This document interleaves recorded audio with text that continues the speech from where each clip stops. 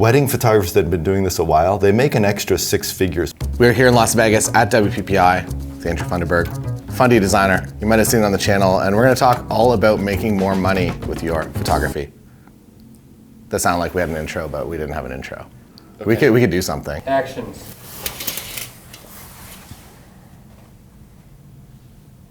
There's 3 basic simple principles that you can follow. So first is design more. So one of the things that usually stops photographers, and it's more of just a mental block than actually a physical block, is, oh, my wedding package includes a 30-page album. So they designed a 30-page album, and then when they show it to their client, they ask the client, oh, do you want more pages? And they don't, because they didn't see more pages, right? It's like if you go shopping for a car and they only show you the Honda Civic and then say, oh, but do you want, the Lexus or the whatever? Yeah. You're like, well, no, you showed me this one, I'm good. This is great. It's got it's got the Apple CarPlay, I'm good. So the first principle is just design more. I've also found if you take it from the philosophy of, I want to design more so they spend more money, usually you will fail. Yeah. But if you take it from the philosophy of, I want to design the entire story of the day, no matter how many pages that takes, then you will have a winning combination, because you're just designing the entire story. And the quality of photography in the average wedding photographer today compared to 10 years ago is night and day. Yeah. Like, you guys are crushing it. Like, I used to shoot weddings, and if I took my skills from 10 years ago to a mediocre photographer today, I would be ranked 4 millionth in the nation. It's like you guys are just crushing it, the quality of work. So, I see the quality of weddings. So to take all of the quality photos from a day and tell the full story, you're going to design an 80-page wedding album. Yeah. Easy, without even breaking a sweat. So first is design more. Design the 80 pages. And then the next step is show more. Yeah. Right? So design the 80 pages, show more to your client. If you use Fundy Designer or use something else in Fundy Designer, you can just, in a click, create a slideshow of the album. Sit down with your client in person or over a Zoom, hit play on that album, and then just simply ask them, how do you like that? That's your package included 30 pages. It's going to be this much more for all of the pages. Do you want to get it like this, or should I take some pages out? Yeah. And that's your sales line, right? It's like, hey, do you want it like this, or I can take some pages out? Yeah. Up to you. How does so from a photographer standpoint, I've heard a lot of people saying that they shoot for the album. Yep. Is that something that you see helps build out that story in a better way? I think it does. If you go on Amazon, I actually wrote a book on this. And it's not that complicated. But simply put, shooting for the album means, in photography, if we think in the social media world, we think about getting the shot, right? So all you do is you get the shot, and then you get some supporting shots, right? So you get the shot, and then get a few more shots at different focal lengths, different distances, different crops that go along with that. And that's all you have to do. Yeah. Right? So it's like bride getting ready. Get the shot. Bam, bam, bam. Get some supporting shots. Yeah. Get the shot of the mom crying, watching her daughter get ready. Get some supporting shots, right? Yeah. And that's shooting for the album. And then the next thing you'll discover is that if you take that same principle and apply it to engagement photography, if you're shooting for that album spread, it's the same principle as shooting for wall art collections. Right, so you get the main shot, which is the big canvases, and then 2 or 3 supporting shots on the side, and then you have a collection for the clients. Yeah, I think I learned this indirectly by when I started doing video. So I would do hybrid photo video coverage. I found that when I was doing my videos, it's like you need those supporting shots. They're very important. You need those transition shots. You need a lot more. And I think that's what actually kind of unlocked. And I'm like, oh, I also need the photos of that too. Yeah. And then outside of weddings, it also comes to it that if you are shooting some landscape photography or you want to sell some prints, some wall art to people, some people are going to, they're going to get that big panorama, but other people are going to need that panorama, maybe 2 images on the side, or they're going to need some other supporting elements within the visible area of where they're at. Yeah, for example, one of the best-selling wall art collections is simply a big horizontal and 2 verticals next to it. Yeah. Right, so you've got whatever that is, a 40 by 30, and then 2 20 by 30s on each side, right? So the top and the bottom are the same, Yeah. and then you've got that on the side, and it looks perfect over any sofa. Yeah. So you get a wide shot of the couple and their engagement, and then a couple close-ups, done. Yeah, and then in terms of, I guess, the images that people choose, I'm always very surprised with the images that they, Yep. even if I ask for album selects, I'm always really surprised with like, oh, okay, that like kind of reframes what I do. Yep. What kind of images do you see selling the most in terms of bigger prints? So I think the people that I see are most successful in bigger album sales and consistent in selling wall art, they will pre-design for the client without input. Yeah. Because if you, and it's more of just the fact that you're a professional at telling stories, and clients are not. Yeah. So if you ask them what they want for their album, by default they will just go choose what photos of the people they love that are smiling. Yeah. They don't care about the artist. They're gonna be like, oh, I like grandma, she's smiling in this one, I want this in the album. Yeah. And you get 100 photos of people smiling looking at the camera, you're not gonna have a nice album design. And so if you choose that and then show them, and then show them in the slideshow, walk through why you designed the album, be like, hey, I know you love your grandma, so I've got this shot here. I know that getting ready with your mom was important, so we did this spread like this. And you talk through why you did something, they will understand that, and they will invest in a bigger album. Yeah. And I think we're solving 2 problems here. One is that it's going to help your business, Yeah. right, be profitable. But number 2, we all saw in the news those big fires in California, Yeah. right? They asked people, what did you grab? What did they grab? Photo albums. Everybody grabbed photo USBs. albums. Nobody grabbed anything else. Like everybody grabbed their photos and their Yeah. dog, Yeah. right?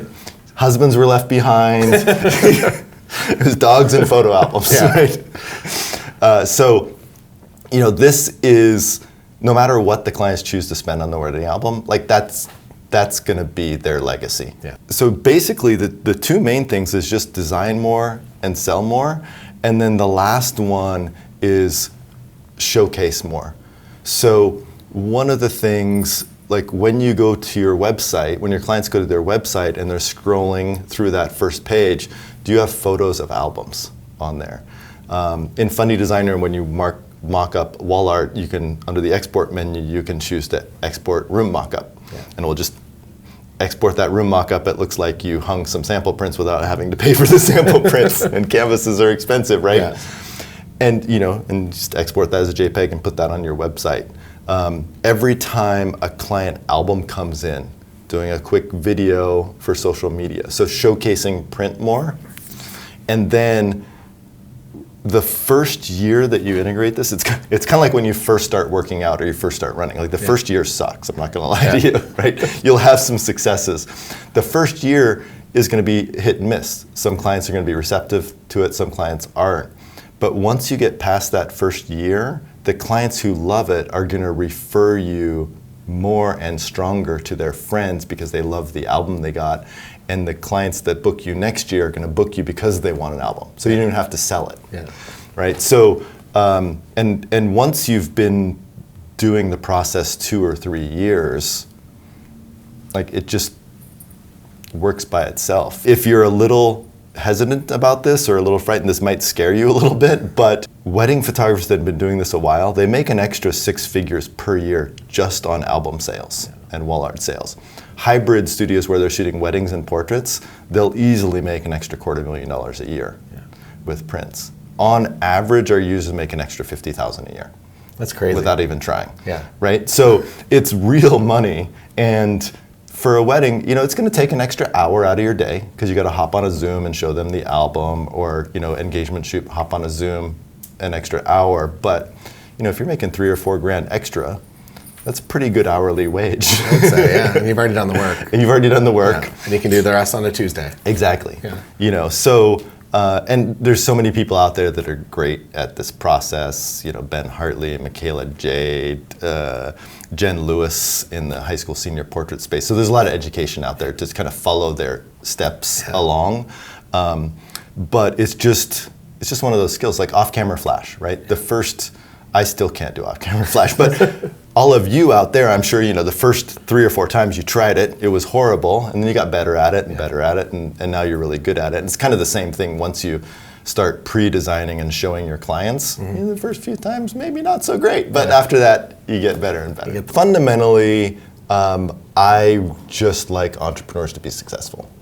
And in a creative space, there's a lot of wonderful artists that struggle on the business side of things, right? Yeah. So the 2 areas where we really try to make an impact and where my passion lies is helping people save time so they can spend more time on their business or with their family or whatever they love doing, and then help them make more money, right? So with our software, you know, I know hundreds and hundreds of people that, you know, we've helped put their kids through college, help pay their mortgage, help, you know, so they can go on vacation to, you know, Jamaica or wherever. And those are the things that kind of bring smiles to my face. So that's kind of why I'm here from an emotional space. And then from a functional space, it's just fun to make cool stuff that makes people happy. I love that. So I've been using, I'm sure you've seen videos on the channel, Funny Designer version 11. With the auto button that just does all the stuff for you. So one of the good and bad things of the current life in society is that we're all becoming lazier and lazier and want more and more done for us. And so that's basically what we're trying to do, is take as much off of your plate as possible without giving up control, because that's you know, there's a lot of automatic tools, but if you have to give up control, that's where you lose creatives. They're like, nope, I'm out. I want to save time, but I don't want to lose any control. I think at least myself from an entrepreneur standpoint, I think very early on I knew there were the things that I wanted to outsource. One of them was like image editing. I knew from a very early age that like when my business got to be maybe 10, 12 weddings a year, that like that was going out the door to someone else that I trusted. I know that it maybe, I think I expected it to be 80% as good as what I would do, but it ended up being like 110%. Like they were so much better at editing. So I think that was like like I don't have to do everything. Like I don't have to manually do all of this. I also feel like in the industry there's, at least like thinking back, people were so proud that it's like I spend 40 hours in post-production on a wedding. I spent 20 hours designing your wedding album. And it's like, is that a sale? Like it used to be a sales thing that was like, why is this so expensive?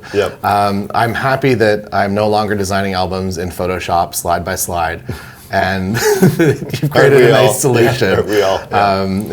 So in terms of the auto experience, I think I built an album on the channel here, and I changed, I think, 4 or 5 images. So that was it. So it like auto built it. Do you want to talk a little bit about what parameters it takes into account when it's auto building? Because it was like really darn good. Yeah, so and that's one of the things that we're really proud of, and we've even tested it against a lot of like consumer brands like Shutterfly. Like Shutterfly is $1 billion company. They make $1 billion per year, right? And our auto design just crushes theirs.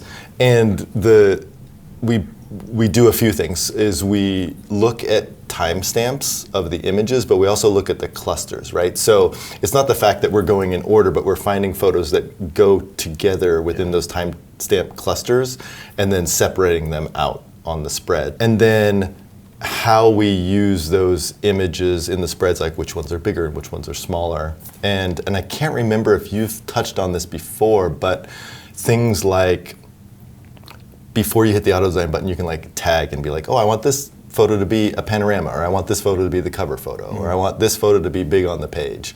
Or maybe, you know, you have 2 shooters and the bride and groom getting ready are mixed together. You can like select like these 5 and then hit the G key to group them, and those can telling the auto designs like I want these on the same spread. So, you know, that's kind of how it works. And then we've taken that auto design from just album design to wall art to cards, slideshow, and saying oh, I want the 4 stars to go in the album, I want the 5 stars to go on the thank you cards, I want, you know, the favorites to go onto the slideshow. So how much control we can give you, and then also just give you the auto button. That's what we all want. So thank you so much for joining me. Thank you. And if you want to head on over to the link in the description, you can find Funny Designer version 11 and get started with the auto button today.